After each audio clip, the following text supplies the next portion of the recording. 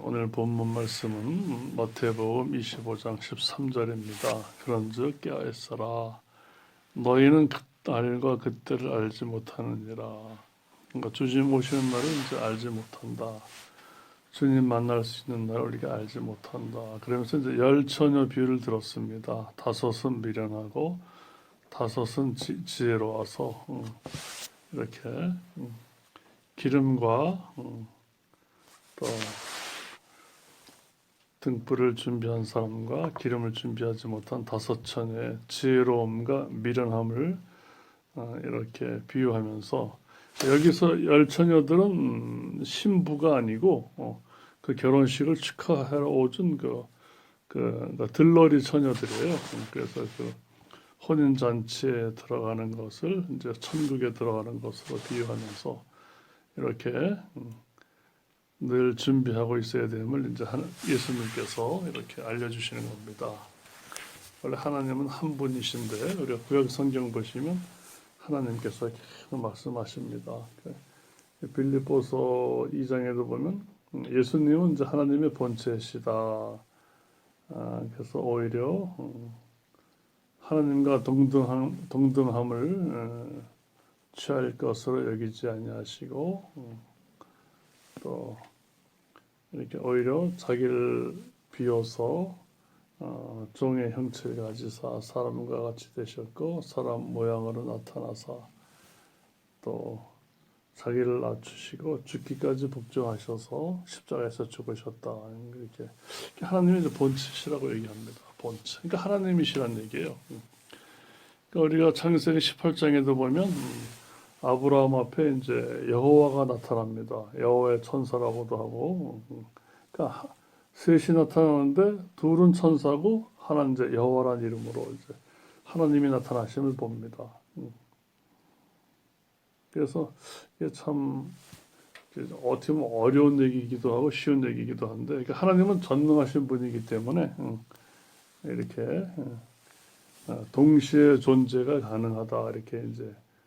동탄의 어떤 명성교회 어떤 정병진 목사님은 이렇게 말씀을 하시는데 이게 상당 부분 이게 설득력이 있는 그런 얘기입니다.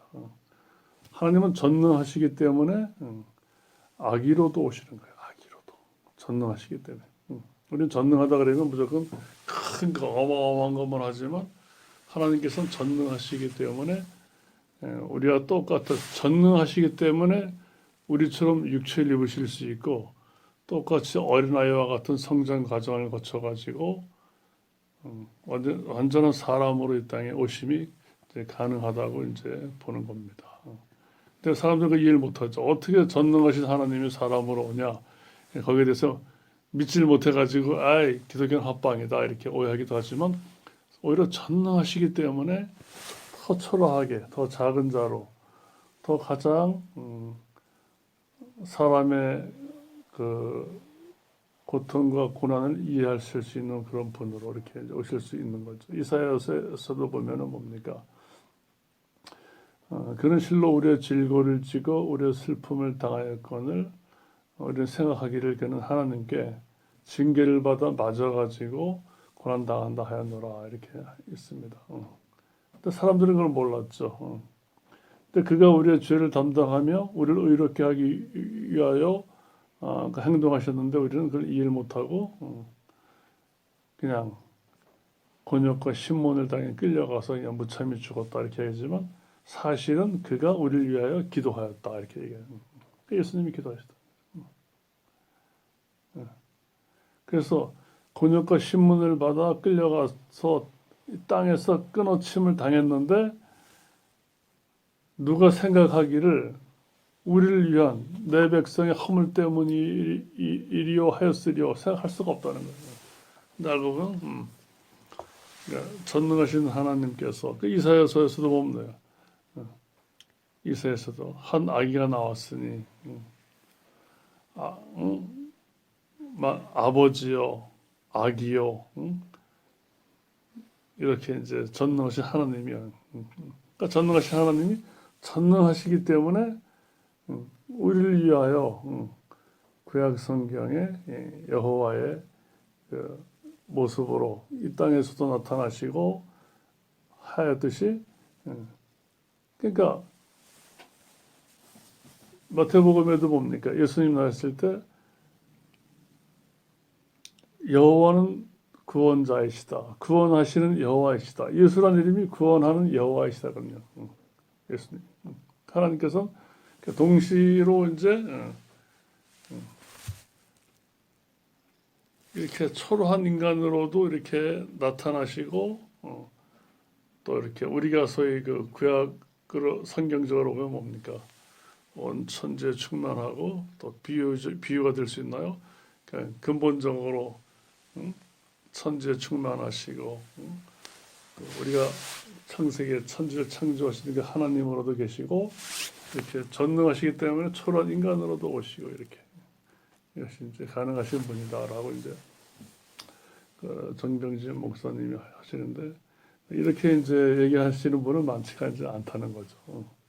그래서 맨날 영원전부터 아들이 하늘에 있다가 내려왔다 이렇게 얘기를 많이 하는데 그거보다는 구약 성경을 보면 한 번 하나님 외에는 이제 달리 볼 수가 없어요. 그래서 이 부분은 이제 물음표이기도 하고, 근데 예수님 이 땅에 오셔서 하신 일들이 전부 다 뭐냐면 하나님이 하신 일. 이 땅에 오신 하나님. 그러니까 우리가 얼마나 감사합니까?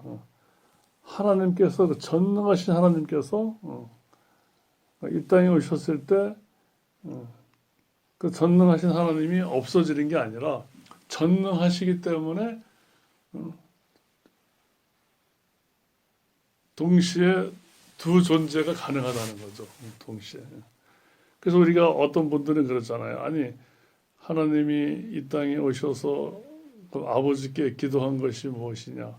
그 뭐 자기가 자기면 자기한테 기도했나 이렇게 오해하지만 그게 아니고 이 땅에 동시 존재로 사람으로 오실 때 사람이라는 거죠.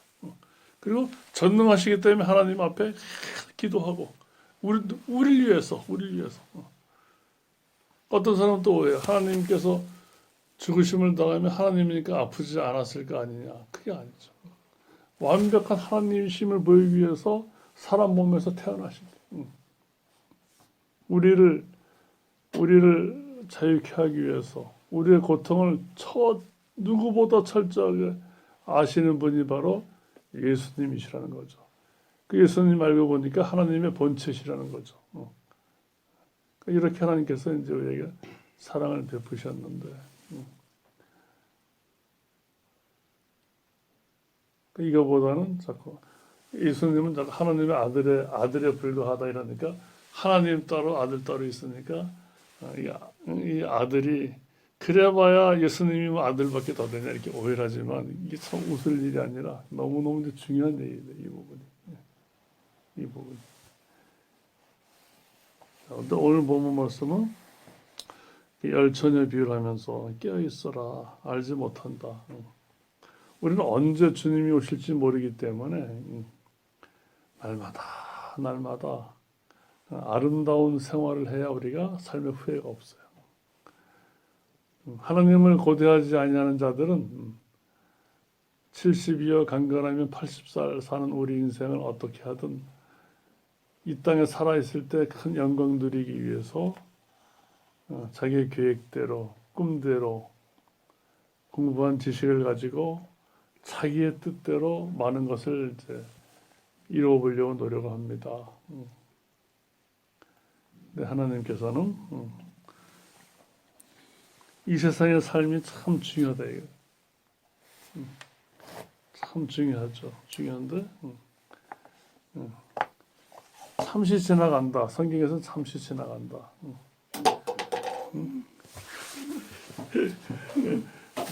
우리 뜻대로 살 수 있는 것이 아니라 너의 생각을 의지하지 말고 하나님 뜻에 늘 순종하며 살아라 이렇게 이제 얘기하시는 겁니다. 그래야 너희가 결단코 후회하지 않는다. 지금 교회 안에서도 많은 교인들이 전부 자기 뜻대로 사는 사람들이 많아요.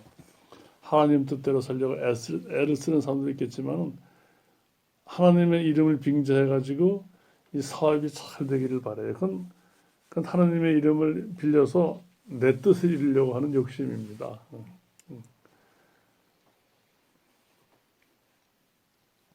그러니까 하나님의 이름, 능력과 이름을 빌려서 내 뜻을 이루려고 한다 그 얘기예요. 사울도 하나님의 이름을 빙자해가지고 자기가 높아지려고 했다가 이렇게 망했잖아요. 그러니까 우리는 자기 자신을 하나님 앞에 이렇게 투명하게 유리처럼 맑은 물처럼 내 양심과 내 중심을 자꾸 보여야 돼요. 내가 신앙을 하고 있지만 이게 내가 나를 멋있게 하려고 하고 있는 게 아닌가. 신앙이라고 하는 그 옷을 입고 나 자신의 어떠한 생각과 정신과 지혜와 육체를 자랑하려고 하는 게 아닌가. 이걸 잘 살펴야 돼요. 네, 주님은 누가복음도 그렇고 깨어있어라. 그날이 언제 임할는지 모른다. 깨어있어라. 이게 주님이 이 땅에 오시는 날도 말씀하시는 거지만 우리가 언제 어떤 사고로 주님 앞에 먼저 갈 확률도 너무 크거든요. 우리가 늘 겸손하게 감사하게 빌립보서 4장 말씀처럼 저기 사도 바울이 그 옥중에 갇혀가지고 빌립보 교회를 권면한 그 고백이지만 아무것도 염려하지 말고 모든 일에 기도와 간구로 감사함으로 하나님께 아뢰라 이렇게. 우리는 감사할 일이 없어요. 세상을 쳐다보면 사도 바울이 감옥에서 무슨 감사할 일이 있겠어요. 근데 감사함으로 하나님께 아뢰라. 네가 어디에 있든지 그리하면 모든 지각에 뛰어난 하나님의 평강이 그 하나님의 평강이 그리스도 예수 안에서 네 마음과 생각을 지키신다. 우리 이제 하나님의 평강이 우리한테만 오면은 사실 다른 건 다 필요 없어요. 우리가 여러 가지 어려움과 또 해도 하나님의 변치 아니하는 평안함과 그 건강함이 우리한테 있으면 뭘 더 원하겠어요. 우리가 그게 없기 때문에 자꾸 돈을 벌어서 몸을 건강하게 약을 먹으려고 그러고 그게 없기 때문에 더욱더 불안하니까. 평강이 없다는 건 불안하거든요. 없기 때문에 사실 공부를 더 하려고 하는 거예요. 남한테 부끄러움을 당할까 봐. 그리스도 예수 안에서 하나님의 평강이 우리에게 임하면 다른 것은 문제가 될 수가 없죠. 그래서 바울 서신서도 복음서도 다 그 얘기를 합니다. 너희는 먹든지 마시든지 하나님께 감사하라. 성경에서는 기쁠 때 형통한 날엔 기뻐하고 공고한 날엔 생각하라. 하나님은 이 두 가지를 항상 같이 하신다는 거예요. 기쁘게도 하고 고민 생기기도 하고 생각하라. 또 환난 중에 참으며 기도에 항상 힘쓰라. 소망 중에도 즐거워. 환난 어려울 땐 참으라는 거죠. 소망 중에 즐거워하며 또 기도에 항상 힘쓰라 우리에게. 하나님께서 상당히 경건하게 살라 그 얘기죠. 우리 요즘은 기독교인들도 많이 사회에 물들어가지고 사회의 어떤 세상의 것들이 교회와 우리 영혼에 아주 많이 배어가지고 이렇게 많이 혼탁한 상태예요, 사실. 우리 자꾸 세상하고 자꾸 이렇게 친구 되는 걸 좋아하죠. 야고보서 말씀처럼 세상과 벗이 되느냐? 그러니까 자동적으로 뭡니까? 하나님과 원수가 된다. 그러지 말아라. 너희가 남는 게 없다. 그러니까 우리는 궁극적으로 뭡니까? 주님께서 항상 어떤 사람이 깨어있으라 그러면 굉장히 어떤 긴장하고 막 스트레스 받는 걸 오해해요. 그렇지 않은 거예요. 깨어있는 삶은 굉장히 아름다운 삶이에요. 우리를 죄에서 멀리하게 하고 우리가 고민하고 스트레스 받고 끊임없이 내 어떤 의무에 짓눌리는 모든 것을 다 벗겨버리고 주 앞에 맡겨버린 삶이기 때문에 가볍다는 거죠. 깨어있는 삶이 참 아름답다는 거죠. 우리가 깨어있다가 이 세상을 떠나면 얼마나 감사합니까? 근데 많은 사람들이 어떻게 돼요? 아까 열처녀 비유 다 졸다가 간다는 거죠. 이 열처녀 비유는 둘 다 하나님을 믿는 자들이에요. 등잔과 기름을 다 가진 자나 둘 다. 근데 하나는 기름이 없다라는 거예요. 자기는 다 자, 둘 다 자. 근데 하나는 기름이 있다는 거예요. 그 여러 가지로 얘기할 수 있겠지만 기름이 있다는 게 뭐예요? 심지가 불을 붙일 수 있고 심지가 하나님을 향해 내 마음을 두고 있다는 거죠. 늘 예수님의 공로로 감사하고 기뻐한다는 거죠. 그러니까 하나님이 이 땅에 오셨다는 건 여러분들 소름 끼치는 얘기예요. 사실은 이게 이걸 모르는 자들은 아이 저다 헛방이다 쇼다 이렇게 얘기하지만 그네들은 그렇게밖에 안 보이는 거예요. 성경이.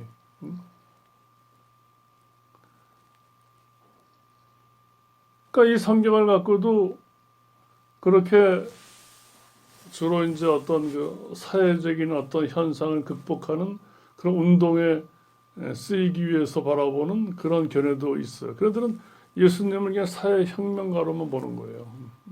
사회혁명가. 그들은 어떤 이렇게 개인적으로 신실하게 하나님을 사랑하는 그 모습이 어떻게 보면 따분해 보이고 이기적으로 보일 수도 있죠. 그들. 근데 우리가 성경을 봤을 때 분명한 거는 성경은 지속적으로 네가 주님과 함께 죽었느냐 이걸 물어봅니다. 죽었느냐. 제일 관건은 내가 주님과 함께 죽고 주님과 함께 새 생명 가운데 살고 있느냐 이걸 물어보는 거예요. 그러니까 이렇게 주님과 함께 죽고 주님과 함께 산 사람들은 자기가 알아요. 내가 주님과 함께 죽었고 살았음을 알아요. 그래서 이것만큼은 부인할 수가 없는 거예요. 이것만큼은. 칼이 들어와서 무서워서 부인할지언정 아유 그때 칼이 들어와 내가 부인했지만 아니야 나 사실 주님과 함께 죽었어. 난 주님과 살고 있어. 이렇게 비겁하지만 그런 고백이라도 할 수 있는 거란 말이죠. 나 당장 죽는다니까 준비가 안 돼 있으면 너 앞에서는 거짓말해도 하나님 앞에서는 그 사람은 그렇게 약한 거예요. 이렇게 약한 거. 우리 이제 그래서 이렇게 우리는 그 아름다운 청년이 그런 결심을 하고 할 때도 아무도 몰라요. 모릅니다. 사모나들 사모한다들. 나 자신도 모르는데 다른 이들은 어떻게 우리가 알겠어요. 그러니까 우리가 할 수 있는 거는 항상 이렇게 주님 말씀대로 깨어 있으면서 그날과 그때를 알지 못하는 거예요. 우리는 주님 오실 날 내가 이 세상을 떠날 날은 나도 모르는 거예요. 그러니까 지금까지 지내온 것을 감사하고 기뻐하고 또 주변에 있는 사람들을 또 바라볼 때 정말 예수님의 눈으로 바라보고 이렇게 사랑하고 항상 언제든지 이렇게 서로 마주보고 사랑한다 이렇게 말할 수 있는 게 항상 있는 게 아니라는 거죠. 그 범사라는 것이 일상이라고 하는 것이 항상 있는 게 아니고 언젠가 이렇게 딱 끝난다는 거예요. 이렇게 딱딱. 그래서 항상 이렇게 우리가 말할 수 있을 때 또 끌어안아 있을 때 바라볼 수 있을 때 더욱더 하나님의 사랑 안에서 그리스도 예수 안에서 성령 안에서 이렇게 서로를 바라보는 것이 중요하지 않나 이렇게 생각이 듭니다.